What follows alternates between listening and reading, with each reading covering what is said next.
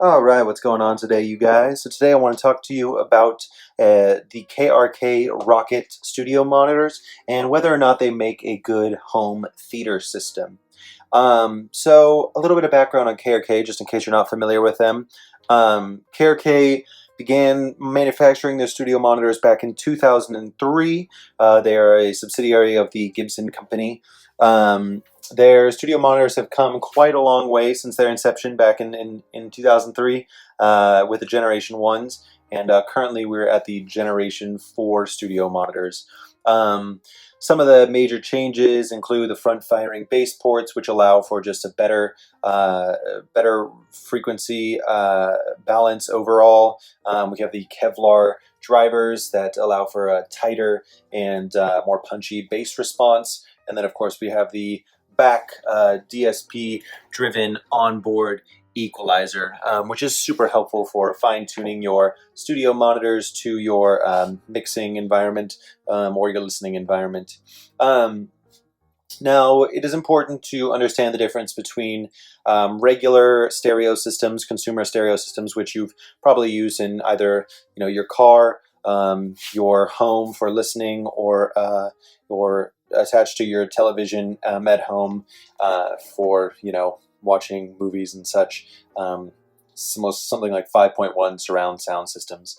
The difference between these is that studio monitors are really made for mixing, in the sense that they have a flatter frequency response. So they essentially give you a more honest representation of the things that you're listening to, rather than a regular consumer stereo system, which is going to have hyped frequencies in the bass or the treble, and it's going to give you a more exciting sound overall. So it is important to note those differences. If you do use these KRK Rokits as a home theater system, you may not get that sort of heavy, in-your-face bass sound that you get when you're listening to a true 5.1 surround sound system or something in like a movie theater or something of the like.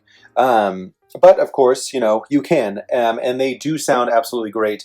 These are the KRK Rokit G4 8s. They do have the 8-inch drivers, low frequency drivers, and they go down to, I want to say, about 36 hertz. So they go really, really low. They give you a ton of low end end content in terms of frequencies. So you will get a nice full sound with these if you do decide to set them up.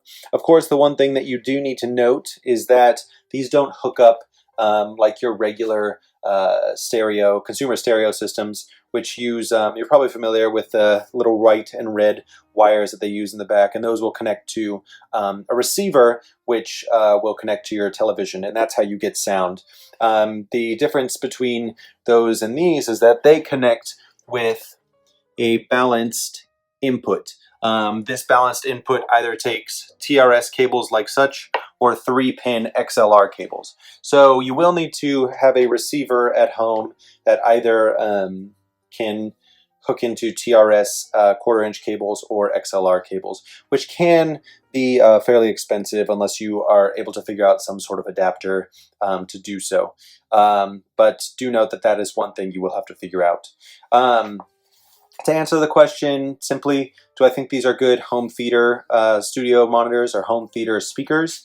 Sure. I think there are better choices out there if you're looking for a true kind of home theater experience, but these certainly work, and I've definitely used them to watch movies in here before, so you can absolutely do so, and they just sound great in general. All right, guys, if you have any insights into whether or not you think the KRK Rokits make a good home theater system, or if you have any questions, please feel free to let me know in the comments. All right, take it easy.